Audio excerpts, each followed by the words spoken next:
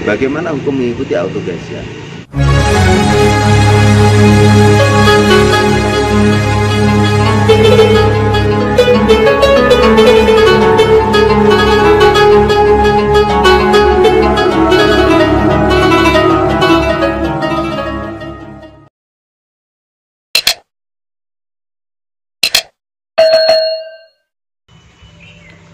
Assalamualaikum warahmatullahi wabarakatuh. Para subscriber yang saya hormati, kali ini saya akan membacakan hasil bahsul masail waqi'iyah LBM PCNU Tulungagung nomor 008-PCNU-L24-L.24-7 Romawi _2020 LBM yang dilaksanakan pada hari Sabtu 4 Juli 2020.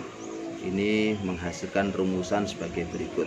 Dan semua masail diikuti oleh musoheh atas nama Kiai Haji Hadi Muhammad Mahfud, Kiai Haji Arsyad Kusyairi, Kiai Haji Mahrus Mariani, Kiai Haji Abdul Fattah Sofyan, Kiai Haji Azizi Hasbullah, Kiai Haji Muhsan Hamdani, Kiai Haji Nasihuddin Dahri, dan Kiai Haji Izzuddin Dahlan. Sementara rumusnya nomor 1 adalah Kiai Zahrawardi, Kiai Haji Samsul Umam, Kiai Haji Fatur Rauf, Kiai Haji Munawar Zuhri, Kiai Haji Bagus Ahmadi, Kiai Masyuri, dan Kiai Haji Syafiq Mukarrom.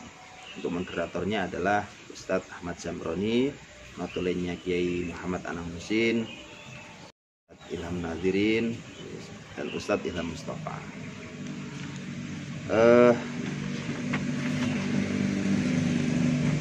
Isi dari hasil bahsul masail yang pertama, deskripsi masalah. Ini judulnya tentang auto gajian.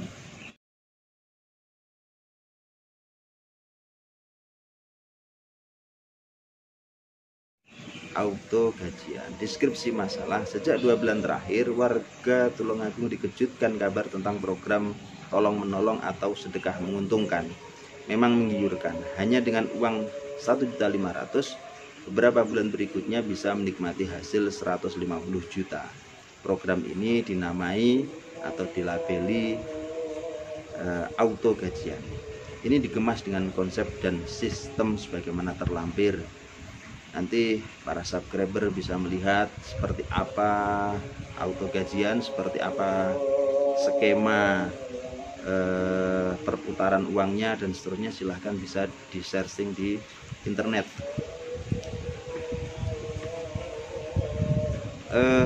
Pertanyaan, tergolong akad apakah program tersebut? Ini pertanyaan poin A. Lalu poin B, bagaimana hukum mengikuti program auto gajian sebagaimana dijelaskan dalam deskripsi di atas? Jawaban yang A, tergolong akad apakah program tersebut? Jawabannya tergolong investasi dalam tanda kutip bodong yang mengandung unsur ghurur atau tipu daya dan melanggar prinsip-prinsip legalitas pengelolaan keuangan syariah. Disebut investasi karena konsep yang dibangun di dalamnya nyata-nyata menunjukkan sebuah bisnis investasi meskipun dibungkus dengan istilah ikhlas berbagi. Unsur ghurur dalam auto gajian diantaranya: 1. Penggunaan jargon atau istilah berbagi dan klaim sebagai komunitas sosial tidak sesuai dengan realita sistem yang dijalankan mereka. Sebab dilihat dari konsepnya, entitas auto gajian murni kegiatan bisnis yang berorientasi keuntungan. Di sisi lain, jika istilah berbagi dimaknai sedekah atau sodakoh, tentu tidak sesuai dengan konsep sodakoh itu sendiri. Konsep sodakoh dalam ilmu fikih adalah pemberian dengan mengharapkan pahala, bukan mengharapkan selain pahala. Begitu pula jika ikhlas berbagi dimaknai hibah atau pemberian, juga tidak tepat, sebab hibah adalah pemberian tanpa mengharapkan imbal balik, sedangkan di auto gajian tidak demikian. Pemberian dalam kurung hibah dengan mengharapkan imbal balik, dalam ilmu fikih masuk kategori transaksi be' atau jual beli. Andai kata ikhlas berbagi disebut sebagai jual beli, ini juga tidak tepat, sebab konsep dan sistem yang dibangun auto gajian nyatanya tidak memenuhi syarat rukun jual beli. Gurur poin kedua, klaim tidak adanya mitra terakhir atau tidak ada peserta yang dirugikan adalah bentuk tipu daya yang nyata. Sebab sistem seperti ini pasti ada peserta terakhir yang dirugikan, meskipun auto gajian mengklaim memiliki dana yang disimpan sebagai antisipasi jika terjadi kejenuhan atau mati. Namun demikian, dalam hitung-hitungan matematik tidak mungkin dana yang masuk dapat mencukupi kebutuhan seluruh anggotanya jika hanya mengandalkan pemasukan dari anggota. Artinya dana itu tidak dikelola. Nomor 3, tidak adanya transparansi publik dalam skema penentuan pencairan. Nomor 4, termasuk bagian dari gurur atau diterjemahkan oleh tim Bahasa Masail sebagai tipu daya.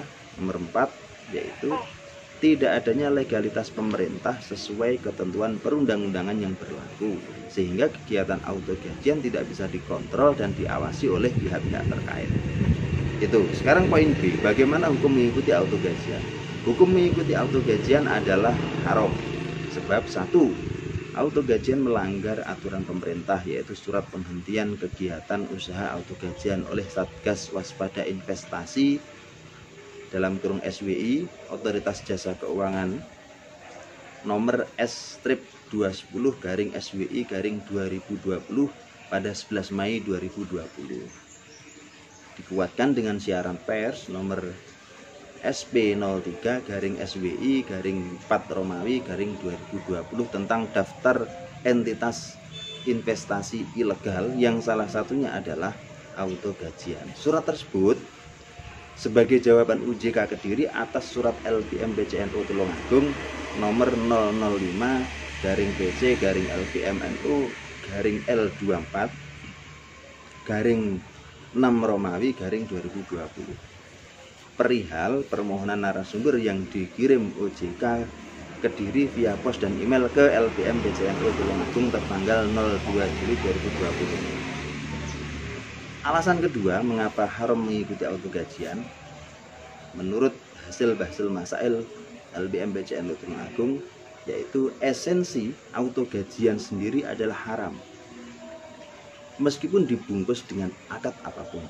Sebab tinjauan halal haramnya sebuah akad dalam ilmu fikih dilihat dari maksud dan tujuannya, bukan dari perkataan dan bungkusnya.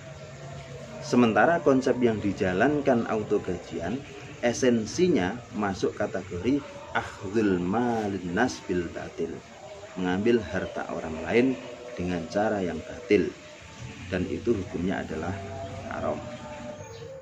Para subscriber, ini adalah referensi jawaban yang dijadikan dasar oleh Forum Bahsul Masail dalam memutuskan haramnya mengikuti auto gajian. Silahkan dikaji sendiri, dianalisa sendiri, akan lebih baik lagi jika ini menjadi bahan kajian kita bersama. Terima kasih. Assalamualaikum warahmatullahi wabarakatuh.